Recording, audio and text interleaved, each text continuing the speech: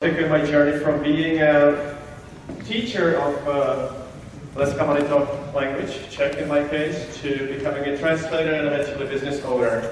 And so we will look at what other things we can do with language skills other than teaching. I will leave some time at the end for questions, which I hopefully will be able to answer. And we'll see how it goes. I will give you a pretty detailed sense of who I am as we go through the talk this morning, but I also want to get a sense of who you are here. My sense is most of you are educators, teachers of foreign language. Raise your hands. Yeah. That's my educated guess. Any students here? A few, okay, excellent. Because it's more relevant to students than to teachers, unless they want to change their view. But the information that the teachers can relate to the students, what other options there are. How we finish the 45 minutes. And in translation, I think we will do. I will take my journey from being a teacher of Stejskal language, Czech in my case, to becoming a translator and eventually a business owner. And so we will look at what other things we can do with language skills other than teaching. I will leave some time at the end for about myself. Questions? Why I'm here. So I will use this as a framework as a journey from being a teacher of Czech in my case to becoming a translator and business owner. I will look at the pretty detailed sense of who I am as we go mention a number here this morning, but I also want to get a sense of who you are here. My sense is most of you are educators. We will look at what kind of jobs there are as a students here, talking about translation and interpretation, but there are other excellent. But more relevant to students than to look at different teachers, what information paid to teachers unless they want to change their career right now. And then I will teachers generally feel resources relate to the students to learn more what other options there are. Just take some time for questions how we can use it. So I spend here. Someone they picked out of the street because I run a language business. I do come from this community originally. Excellent. I came. I was born in so we will that's be the Czech Republic, and came to the United States.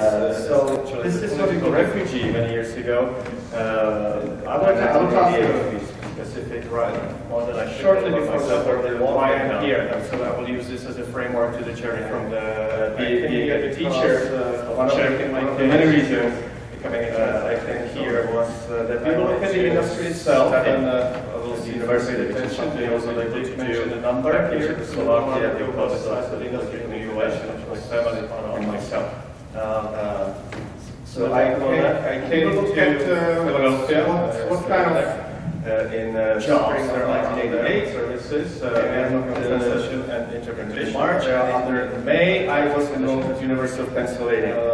You will also look at someone in service, whatever you take paid to get to the academia here in the United States, and then I will just show you resources for my fiance, now my wife, so I suck time for two questions apply to. So I'm school spending here. I have no money, of course, on the street because I run a language business.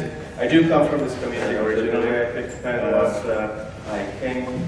was born in I lived in Vienna for about a year and a half before coming to the US and came to the United States. I wanted to study here. I went to the refugee many years ago. 1988 to be both described shortly before the early long-range programs in the US. So I found out right away that I came here because one of the hundreds of many reasons universities I came here was that I wanted to study a good one at the university, which is something I was unable to do back in Czechoslovakia because I was totally unaware of the cost of tuition here and what I was. So I came here to Philadelphia. I lived there. We lived in Herman's near Memphis. campus in March, and in May I was enrolled at the University of Pennsylvania. Get in. She thought I was absolutely crazy to do whatever, but I did go in, and sure enough, in May I opened me enrolled at the state my fiance, now my wife, was absolutely crazy too. So that's Ivy League school. How I started in the US, no money, of course, in academia. It was interesting around the time right after '89, where in 1990 the Penn Language Center was formed. Rather interesting. I lived in Vienna for about a year and a half teaching West language study here. I went to the U.S. Embassy in Vienna. So happened that the director of the center was Czech as well. Books that described. So we knew each other, and he came to us. Would you like to teach Czech here? Found out right away. So I said, sure. There are more than hundreds. I don't know. Universities just in Philadelphia. Told us something on here. Let me see. It's a good one. So I just have similar stories. And a good place to go to. So I did. I was totally unaware of the cost of teaching tuition here and what Ivy League means and so forth. So at the time we were establishing what is known as we lived. Her partner was Czech teacher, and I was on campus and. See what it was called North America. She thought I was absolutely crazy, but I had the benefit of being at the place where this association was formed. So we had all the teachers of Czech coming to Japan, and so I had plenty of manuals back into. So that's how I started in the US. So that's how I became part of this community. It was interesting around the time right after '89, 1990, the programming center was formed. Slavic languages and literature was the first center that was dedicated to teaching less commonly taught languages. I'm a professor, and so happened that the director of the center was Czech as well. So we knew each other, and he came to me and asked me, would you like to teach Czech here? As you can imagine, I said, sure, how do you do that? Czech, just like, I don't know, let me just there's not that many jobs out there, that's something you want to hear, but this is 20 years ago, but you will have similar stories. I was fortunate enough to be one of the two finalists for the job at Yale, starting their Czech program. At the time, we were establishing what is known as the job, National Association of Czech Teachers. And it was really put me at a crossroads. What do I do? I was the ABD, North American Association of Teachers Dissertation in the PhD program. So I had the benefit of, meanwhile, being at the place where this association was formed. So we had all the teachers of Czech coming. And also in graduate school, and I have 3 kids, so that's another good financial picture. 2 parents at school and established children. So that's how I became part of this community. I was moving through teaching our PhD program, but of course Slavic languages and literature is not quite enough. So I became translating. And I became a pretty professor, some job at some point, and I enjoyed it, and I turned out very good at it. So I was translating more and more, and as you can imagine, just after the Czech there's not that many jobs out there. Maybe this is 20 years ago, but maybe I shouldn't change it a whole lot. And I was fortunate enough to become a finalist, one of the 2 finalists I was still teaching at Penn. I was a translator in the Czech program. You want to be excited about the translators? Translating at the job at home. So that's, that really put me at a crossroads. So people all the time, and I do see other people. So I really enjoy teaching my evening class presentation, PhD program, teaching Czech. So what do I do now?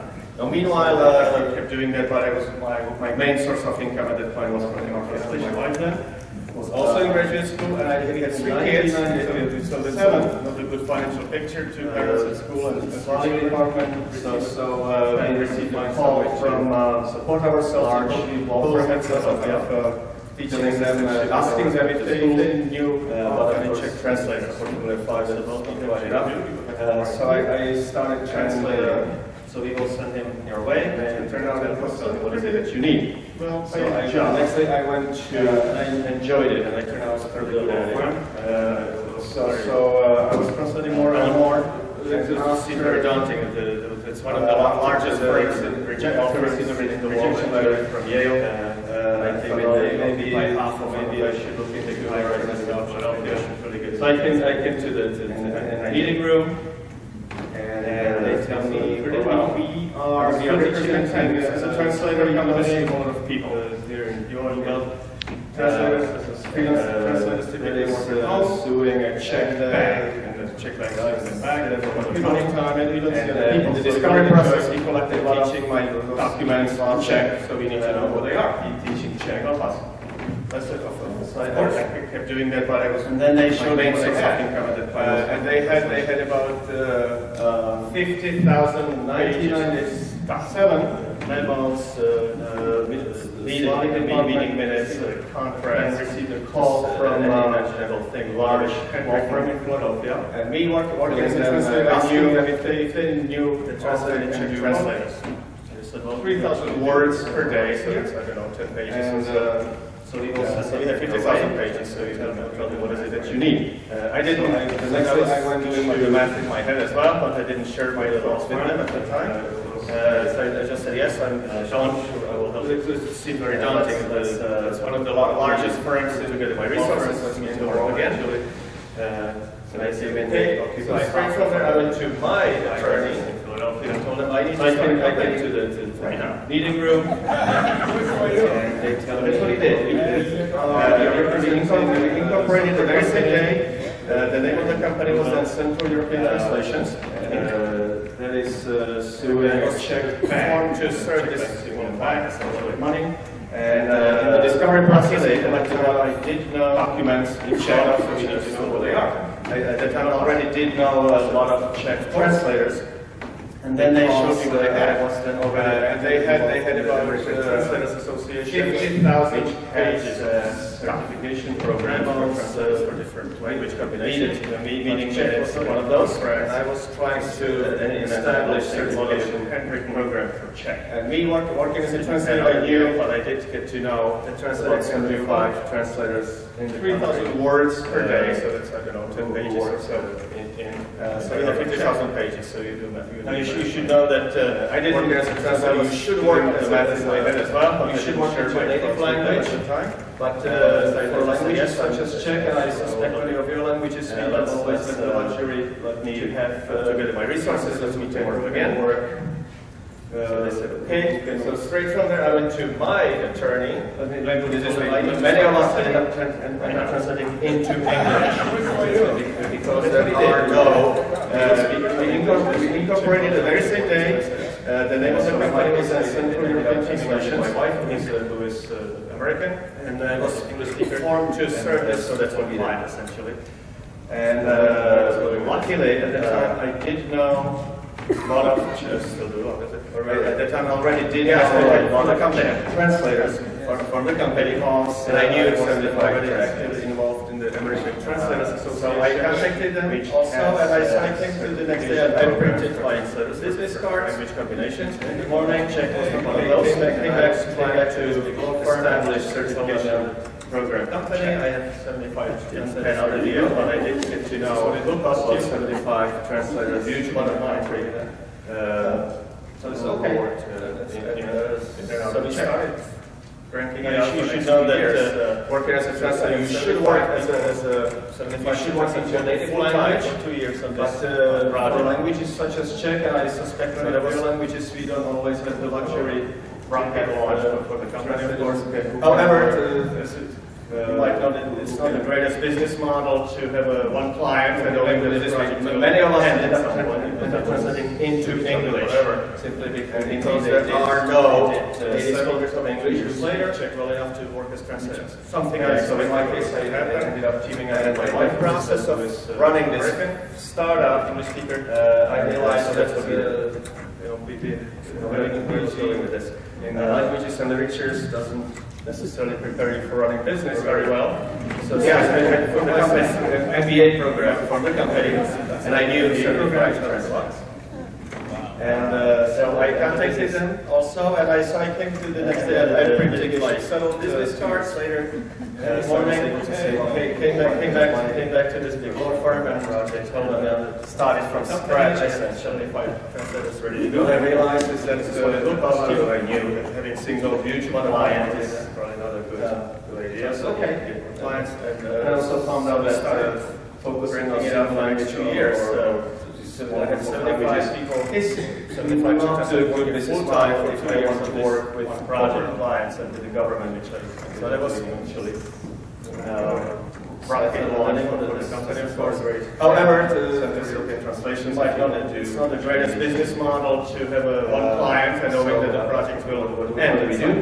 Meanwhile, he did already have websites. We did have a website, and the URL of the website was something I set up to see, which actually stood in the process of running this startup. So we said, well, I realized that so that's what we do. Having a PhD in languages and literatures doesn't necessarily so today running business very well. So it's an MBA program.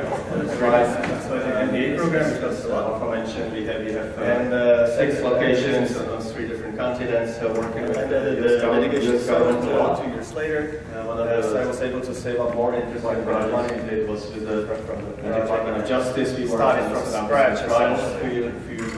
What I realized is that I knew the other half of the revenues come from all over the world. Yes, I need to get more clients. So let's also find out that focusing on single language. Let's look at the industry. One which is and really excited about our latest work with corporate clients and the government. Our US office in Ghana. So I thought that we are the only language service provider. Translations, if you want to do in West Africa, actually, that comes from outside the region. What do we do? Meanwhile, we did already have websites in the late 90s. We did have website, and the URL environment was central. The ETRA, which actually stood for Central European Translation. There's a lot of demand.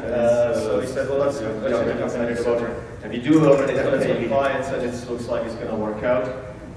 The way we set it up was so today was kind of a accident, just like Stejskal. You see the logo of the company from the slide.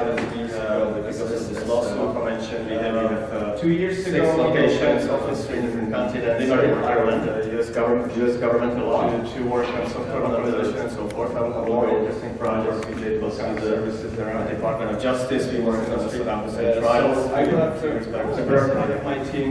I brought part of the other half of me from corporate Ireland to get the over the ball. Can you hear okay? So let's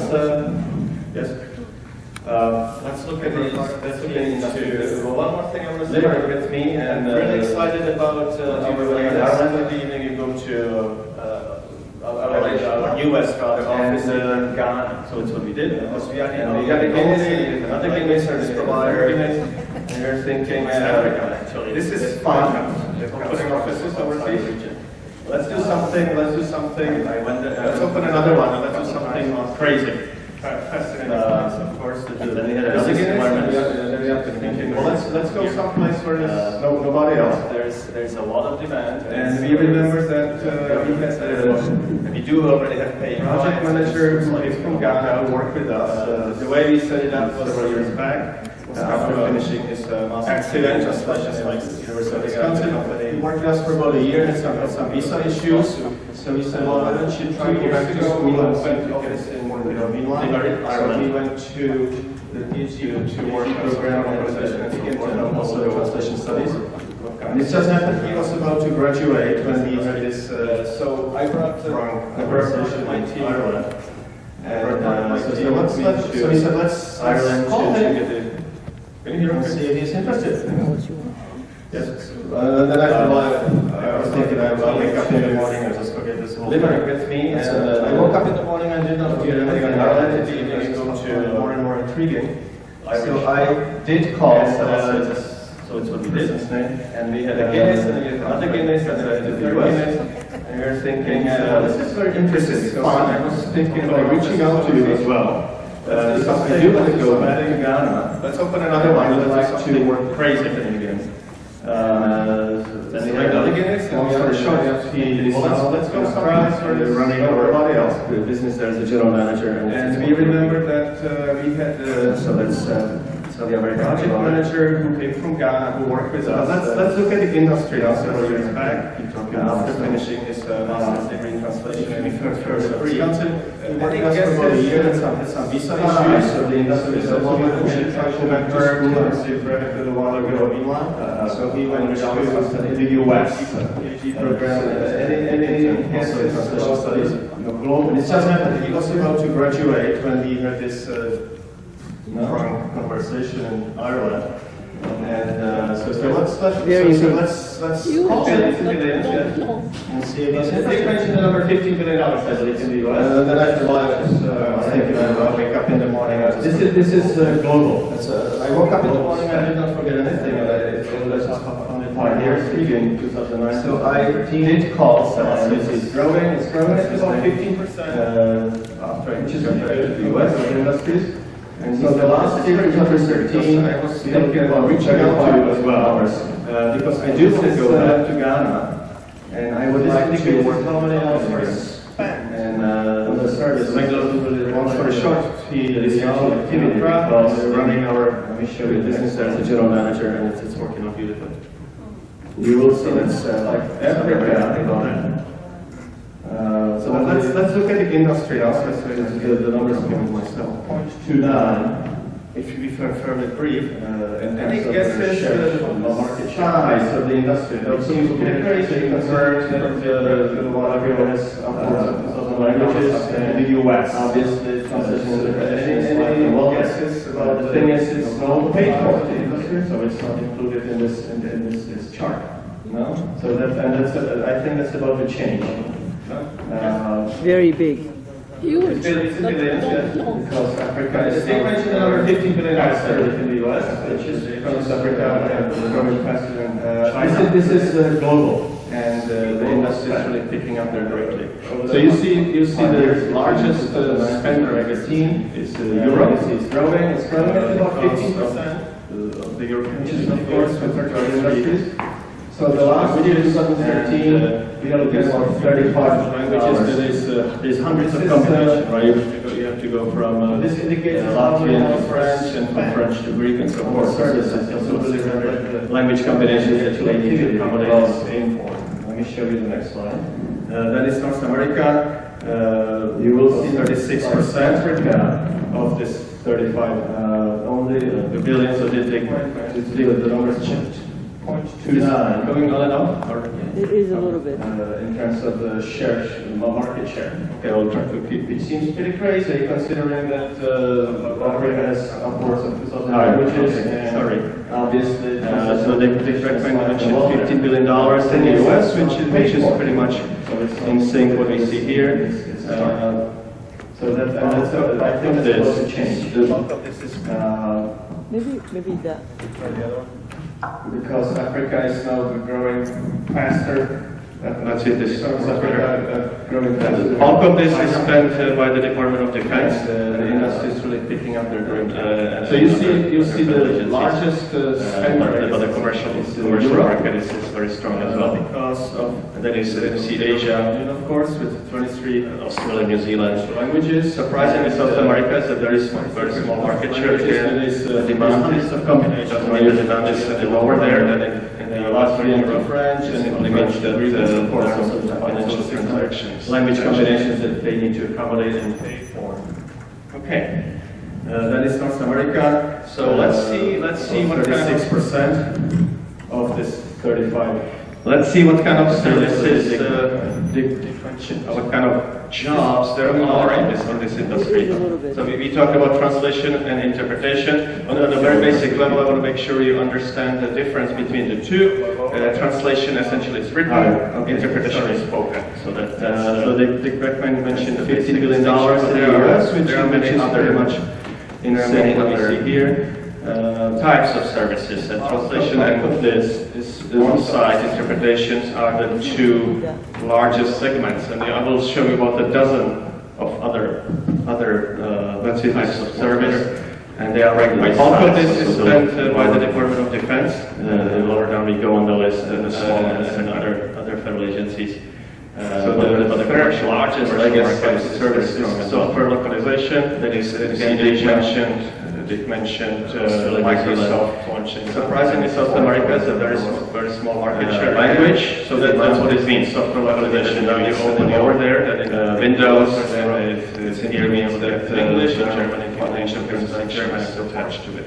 So someone has to make that happen, so that's software localizers do that. That's a large industry. So let's see what kind of is in Ireland, which is the reason why. Let's see what kind of services. Then there is website globalization, jobs that are in this industry. So maybe talk about translation and interpretation. At a very basic level, I want to make sure you understand the difference between the two. Translation essentially is written, interpretation is spoken. So that's because that's the basic distinction. But there are many other. There are many other to sell, what they have to sell, types of services, translation and on-site interpretation are two largest segments. And I will show you what that does. The translation technology, other growing types of service, and they are ranked by size, so the lower part of translation technologies that are merging now. And the pieces, largest, I guess, types of pieces are machine translation, which has been around since the 1940s, Microsoft really, but whatever the number was.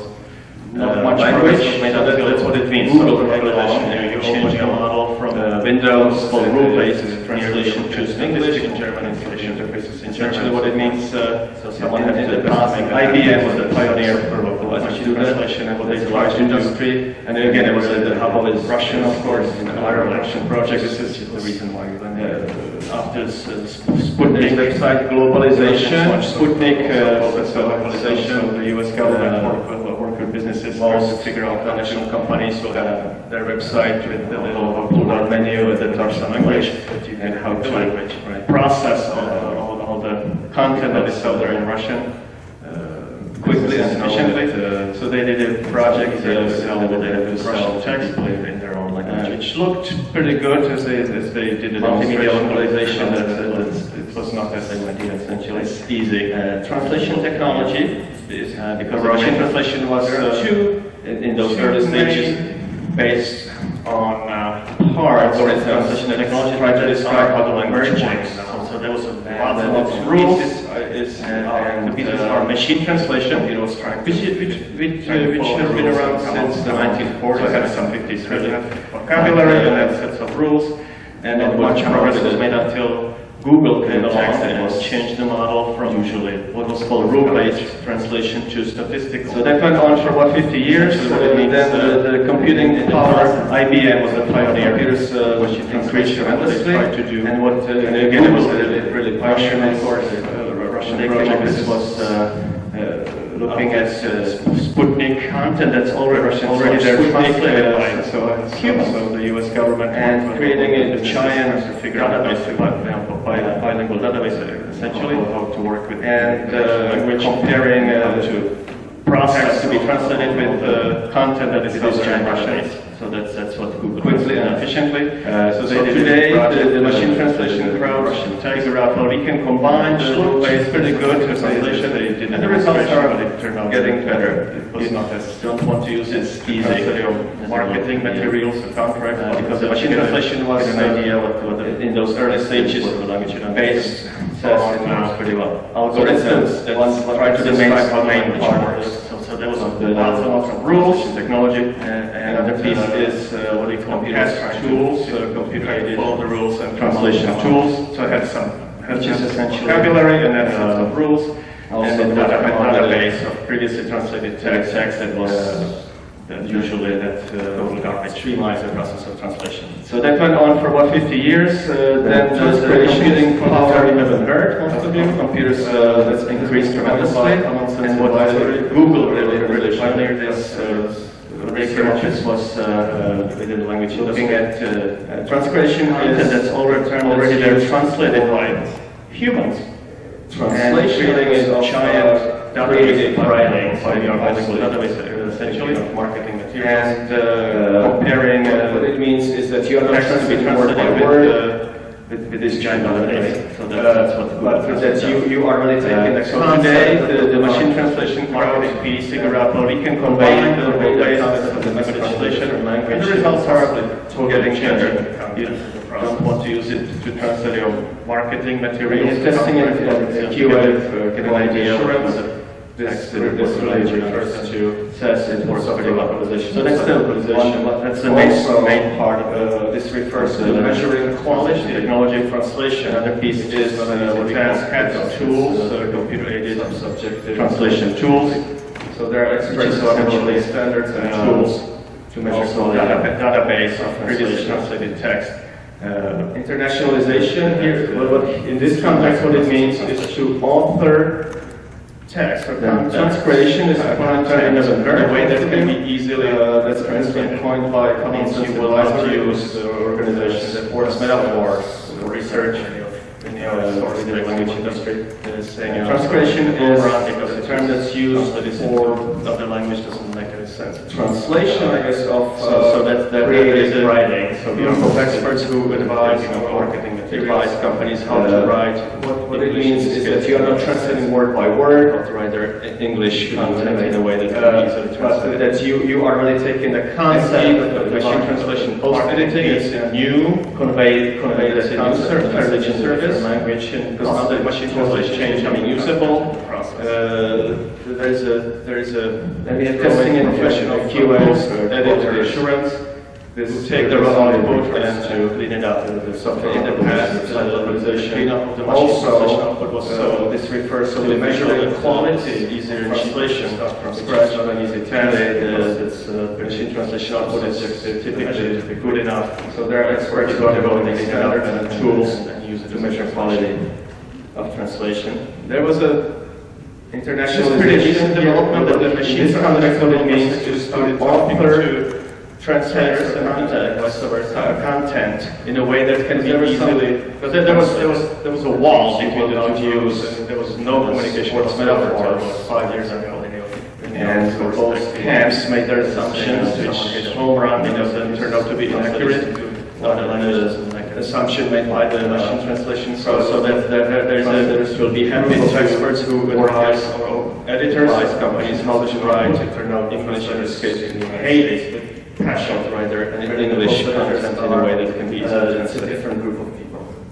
MT machine translation post-editing is new threat to them. That's a new service. Zero is not that machine translation is becoming usable. There's a growing profession of post-truth editors. There is so much content output and clean it up. In the past, the cleanup of the machine translation was commonly well that was easier and cheaper to start from scratch. Research today, the only 0 translation output is typically good enough for people to go and clean it up. The number of content that's produced every day gets translated in some way by professionals. This is pretty recent development that the machine translation developers actually started talking to a couple percent translators and less than 1% translated by machines. There was some, but there was an amount of wall between the two groups, and there was no communication whatsoever for 5 years ago. So the pie is getting really the camps made their assumptions, which actually created and turned out to be inaccurate. The assumption made by the machine translation crowd was more telephone translators will be happy to work as editors of machine translation. Put them along. Hate it, I don't know, 20 years ago maybe, and really the post-editors AT&T different group of people formed alliance with meanwhile translators which look at the machine wide services most threats to them. Thinking what this service does is you have a Vietnamese patient comes to the hospital, has to work, doesn't speak English. True. So there's so much content out there from some service provider. They have a special phone number. Again, we have the phone from the number and common sense advice. Literally in seconds, research interpreted 0 point. So that's the service is not changing because it's from content that's produced every day. It gets translated in some way by professionals. And well, this voiceover related and subtitle related, a couple percent, a little less than 1% translated by machines. This is the amount of content today There's a lot of jobs that's Hollywood. And finally, video interpreting is a fairly new service. And machine translation is actually sign language opportunities. Of course, in sign language, it's quite important to see what the signer is doing. More telephone interpreting, that's a change. It's not that important for changing industry. This came along for users to see what the foreign language maybe interpreter looks like. AT&T formed alliance with listening for the language line. This service provides services for the display. It is important for the interpreter. What this service does is you have a Vietnamese patient comes to the hospital, their body language doesn't speak English, so the hospital is still taking with some service provider. So these are the different types of services. Pick up the phone. This is how they're distributed over those literally in seconds. And they have 13. You see Vietnamese nearly have 49% of the service in translation. Because it's really going from phone lines to interpretation and so forth. So this will give you an idea that's like how many jobs there are. And we've also noting a number of jobs related. In just a minute, Hollywood statistics compiled by this is your talent. There's a lot of jobs.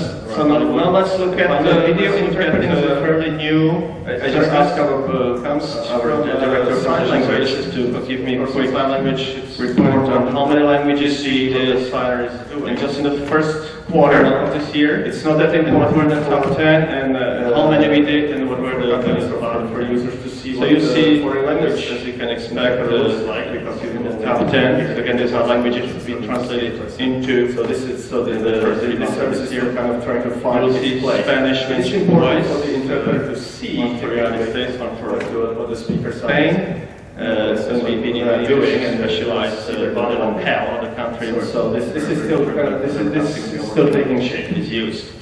So these are these are the different types of services, and this is how they are distributed over those 35 billion spent. And it guesses how many languages we really have 49% in the first translation.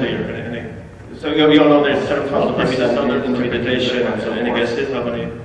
Which is pretty typical for language jobs there are, and we will look at number of jobs. That's generous. It was just 170 in the statistics compiled by the Bureau of Labor.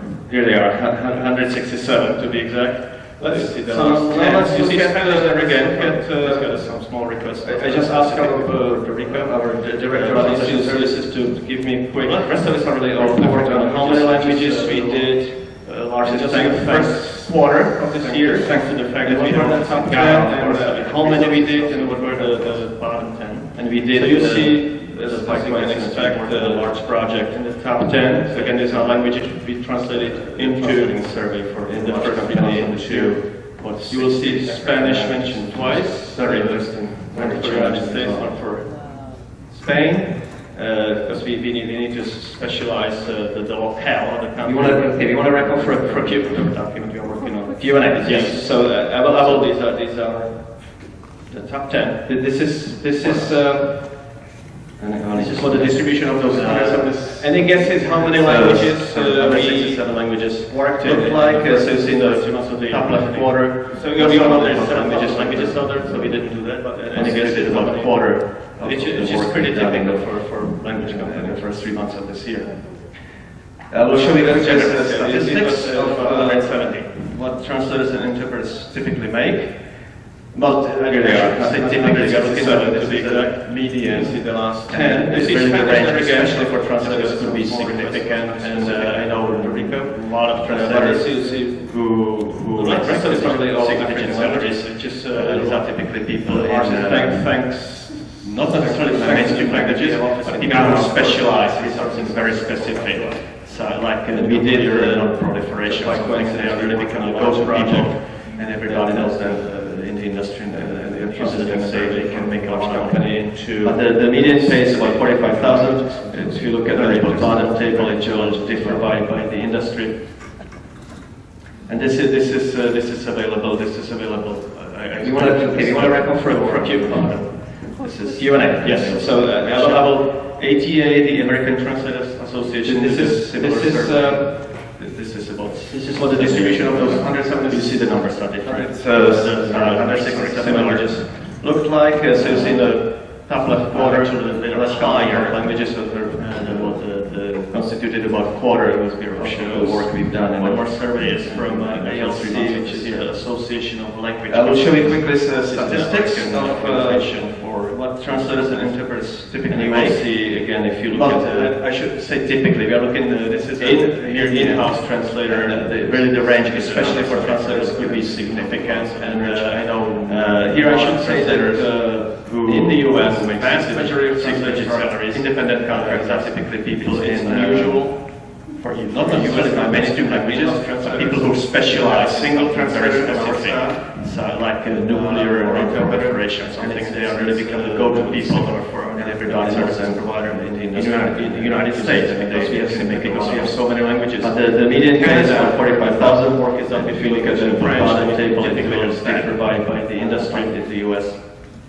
And this is available. This is available. Here are a few resources, and I'll make this available on the bottom. This is publicly available information. Once ATA, the American Translators Association, did a similar survey. Associations. This is about 7 years ago now. You see the numbers for similar online resources are forums. Actually, they are higher forums for translators who can try to get jobs shows. One more survey is from ALC, some printed materials language companies, which is an American organization. 101 things just came out, I think, and you will see again if you look at the internet. Chris Durbin is the author. Here, in-house translator. See the numbers are different. I'm looking at 50,000. And then finally, there are countries that not that many in the US. Vast majority of programs for independent translation. There are two. It's unusual PhD programs for US companies that have in-house translators. We don't have a single translator on our staff. So that's a pretty nice program. I already visited many weeks ago there. It's similar for which they image services provider. Launched recently in the United States. The University of Wisconsin, I mentioned so many languages. In Canada, where the bulk of work is done between English and French, they typically have staff. But in the US program as well. So I will stop talking. Independent contractors. And here are a few resources, and I will make this available. Thank you so much, sir. The different associations, resources for freelancers. The online resources are portals or forums for translators who can try to get jobs through those portals. And there are some printed materials. The last one, the 101 things just came out, I think, last week. So you can look it up on the internet. Chris Durbin is the author. She's very good. So I recommend that you look at that. And finally, compared to other countries, there are not that many university programs for translation and interpretation. There are two PhD programs, one at Kent, one at Binghamton. University of Maryland has a pretty nice program. I just visited a few weeks ago there, which they launched recently. University of Wisconsin, I mentioned before, has a pretty solid master's degree program, and MIS, the first one, Monroe Institute, had a very solid program as well. So I will stop talking and answer whatever questions you might have. Okay, any questions? Thank you so much, sir.